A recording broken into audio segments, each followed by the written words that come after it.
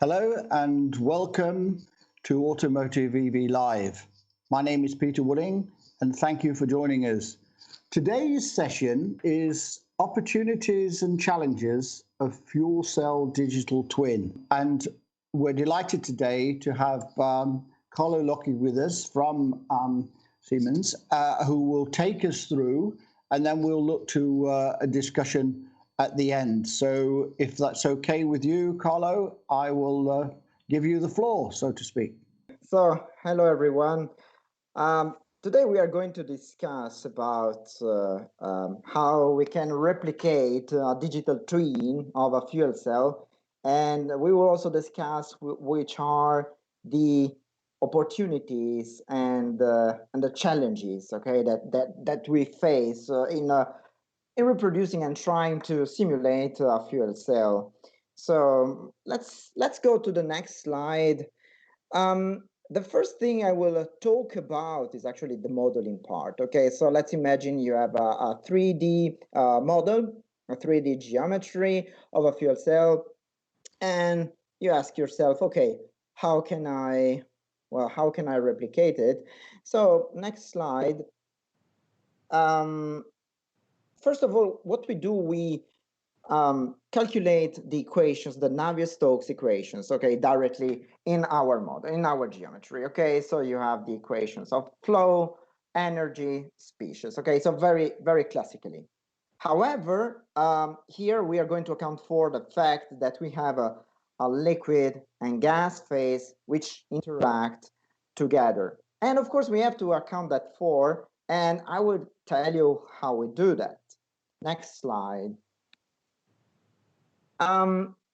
Also, the very main part, let's say, where the magic happens, okay, in a fuel cell is actually these electrochemistry reactions. Whatever you will see today, I will actually refer to one single software, which is a SimCenter Star System Plus.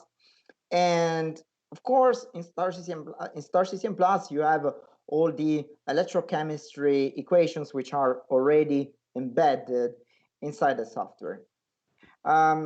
Remember that these are very special reactions. Okay, it's not like simply combustion reactions, which depend on only on the thermodynamics conditions of the species. Okay, here we are talking about heterogeneous reactions with a catalyst piloting these reactions, and of course we have also ohmic heating, electrochemical heating, enthalpy changes, and so on and so forth. Okay, so next slide. So imagine we needed to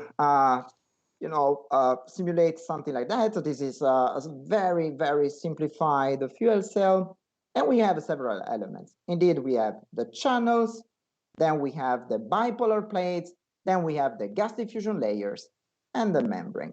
So how do we model each element of that? Yeah, next slide. The channels actually, it's let's say from the physics point of view, the simplest part of a fuel cell. Okay, so here you have a gas flowing, whether you are at the anode or cathode side, and then of course you have the coexistence already, especially at the cathode side of liquid, right? Because there you have the reassociation, let's say, of a hydrogen ion reassociating with the electron, and then oxygen, and of course you will create water, and then it condensates, and so on and so forth. The gas diffusion layers. Gas diffusion layers are actually exactly as the channels. Okay, they also, of course, we only have a gas, but here it's a very, very porous environment, and here remember that you have again the coexistence between the liquid and the gas, and calculating that with a direct volume of fluid VOF approach, that would be very, very complex. That's, for instance, why we develop models like that's what we have in Star System Plus, the multi-phase mixture model, where we basically, let's say, mimic the presence of a free surface evolving in such porous media. The bipolar plate. The bipolar plate is modeled as a solid, okay, so we have a temperature, let's say diffusion, okay, this kind of phenomena, but it's actually a solid which is conducting electric current. And of course, here, because of that, you have this, let's call it parasitic heat production or ohmic heating. The membrane, also the membrane is actually modeled as a solid, okay, but remember that here you also have these surface reactions occurring, right, at the interface between the membrane and the catalytic layer. And then of course here you have some enthalpy changes, and well, of course that's going to vary the temperature of the membrane, and there are so many phenomena which are tied to the temperature that we have the membrane, and so on and so forth. Very important that the solid ion, we actually calculate the solid ions gradients in the membrane. So that's also very important to understand. Next slide. As I said, where the magic happens is actually in the catalyst. These are extremely thin layers that we have in a fuel cell. And well, how do we model them?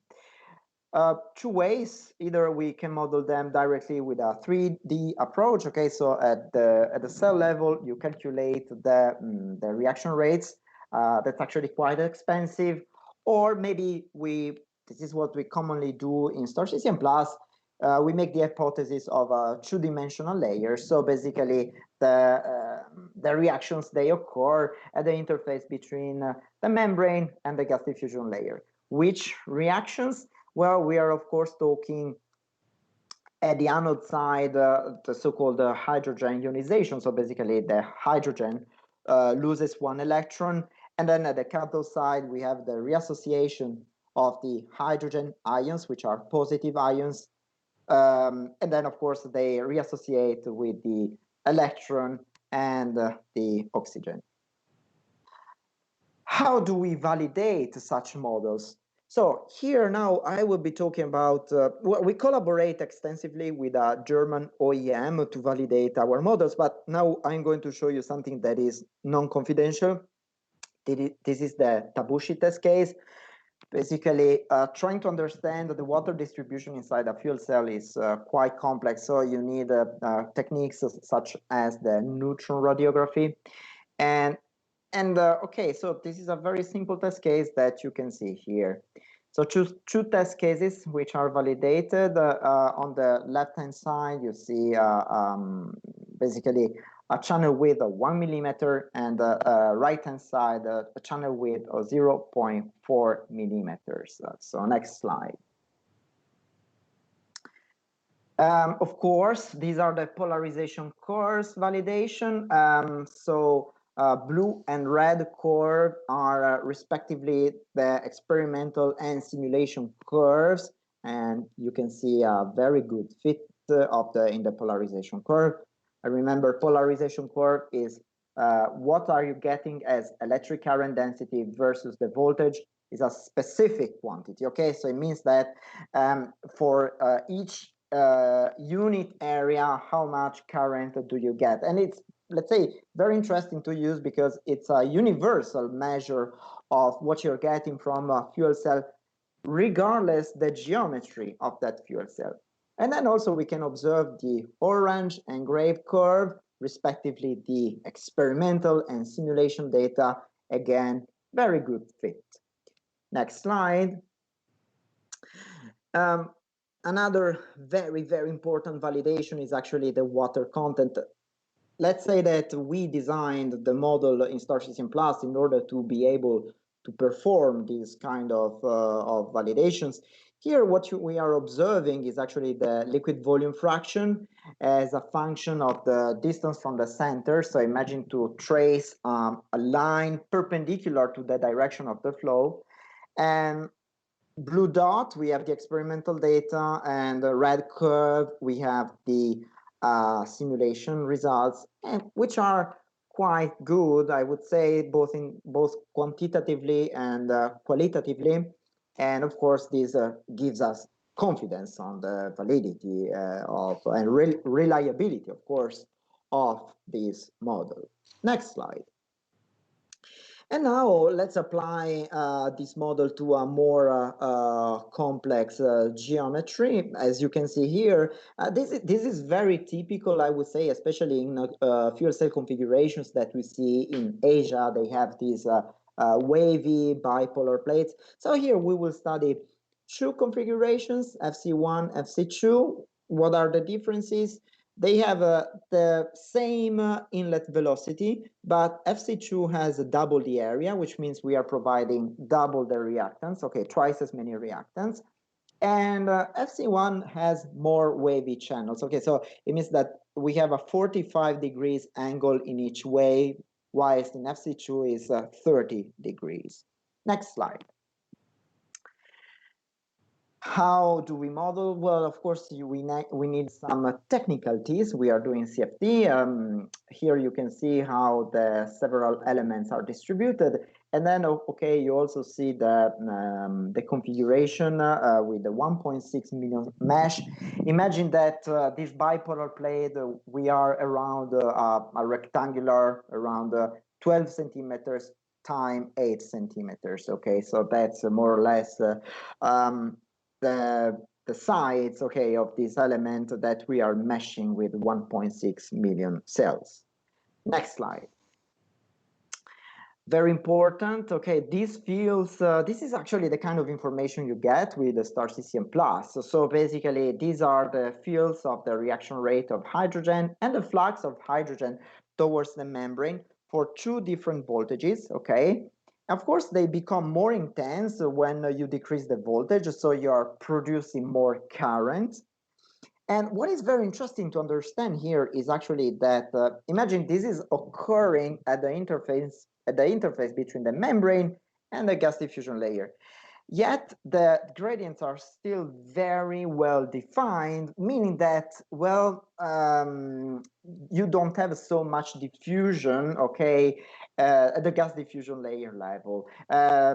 Why is that information so important? It's important because this leads us to understand that basically we have very strong gradients still at the membrane level. Next slide. Talking about gradients, another very interesting information that we can retrieve from star CCM plus is basically the current gradients, okay? Here again, we are comparing the current gradients of FC1 and FC2. Remember that in FC2, we are providing twice as many reactants, okay? And yet, observe those red gradients compared to FC1. Remember that I am positioning myself at the end of the polarization curve. Okay, so when I have a very low voltage, but a very high production of current, and yeah, the gradients of SC2 are very, very red, meaning suggesting that most likely these this fuel cell might have a shorter life than FC1. Also very interesting why gradients are red in those regions. Well, that's the triple phase boundary is basically where the gas diffusion layer, the membrane, the gas diffusion layer, the channel and the bipolar plate meet together. This slide, we are comparing actually the results for water content, of course. Again, at very extreme conditions, so for FC1, FC2, at the end of the polarization curve, so very high current production, and the volume fraction of liquid, of course, for FC2 is much, much higher. Remember, again, here we are, we have twice as many reactants. Of course, this means that, well, the production of a liquid is actually a parasitic reaction. And of course, in absolute terms, is proportional to how many reactants we are feeding to the system. And of course, FC2, very normally, we are having this higher content of water. Also very important, now because of time constraints, if we look at the polarization curve, FC2 is a less efficient configuration compared to FC1. This is totally normal because we produce more water, and then of course the reactants have a harder time to make it to the membrane. Next slide, if I'm not wrong. Exactly, that's the end. So thank you very much, and if you have any question, I will be happy to answer. Thank you, Carlo. Interesting and very technical. Generally, from a market perspective, is your main market vehicle manufacturers and truck manufacturers, or? Oh, perfect. No, absolutely not. That's a very complex question, actually. Let's say that, I mean, even if we look at the market in general, fuel cells might not make so much sense for a normal passenger car. Of course, I mean, this is not, is it, I would say it's my personal opinion. Okay, then we as Siemens, we will try to track down the most interesting and most promising markets. But having said that, absolutely, if we look at the market, we see more alliances for trucks and hydrogen, usage of hydrogen for trucks. And also very, very promising is actually marine applications and also aerospace. Marine applications is very promising. Aerospace, I would say, is still, yeah, to understand how much we can do. But yeah, definitely, fuel cells might not be so promising for a very classic passenger car compared to a battery. Where do you see the technology moving forwards? Yes. Okay, that's also a very complex question because in reality, a fuel cell is nothing but a reactor. And actually, it's a very old reactor. Okay, we are talking about the first fuel cells in the 70s. However, most likely, the concept of a fuel cell will always be that one. Okay, so you will always have a channel, gas diffusion layer, membrane, and so on. But what we are going to prove is, of course, all the materials, like the Nafion, or maybe the platinum content, which is a very, very expensive part of the fuel cell. How to transport and stock the hydrogen, for instance, well, you know that we stock the hydrogen very high pressurized in a car or in a truck. We are studying, I mean, not personally us, but there are many studies and many startups, for instance, looking at means to transport the hydrogen, basically creating a liquid that captures the hydrogen. So we are not going maybe to disrupt the concept of a fuel cell. We will going to improve it, and we will also look at some parallel aspects tied to a fuel cell. Perfect. Any other points that you'd like to raise? Yes, absolutely. We shouldn't, of course, I mean, it was a presentation dedicated to 3D modeling of a fuel cell. We shouldn't forget about the 1D modeling that is basically more tied to understand the dynamics of a fuel cell, the control, and so on and so forth. And basically, I mean, modeling engineers will develop models where 3D and 1D communicate with each other a lot. Perfect. Well, thank you very much for your time. I know we're in a short window, but really appreciated you joining us, and I'm sure the viewers have as well. Thanks again, Carlo, and it's been very good to meet you. Yes. And a special thanks to all of our sponsors for Automotive EV Live, Unipart Group, Kuehne Nagel, Jeffco, CHEP, Priority Freight, FedEx, and RangeX, who have made the opportunity for people to view all of the sessions without a cost. So a dedicated thanks to them. This is the last session for this week, but we will be live again on Monday and Tuesday. So if you get a chance on anything, Carlo, it would be good to see you again. Okay, and have a great weekend, everybody. Let's stay safe with all the things that's going on in the world, and also concentrate on what we've also got to do. Take care. Thank you very much. And see you again soon, I hope. Bye. Bye. Bye.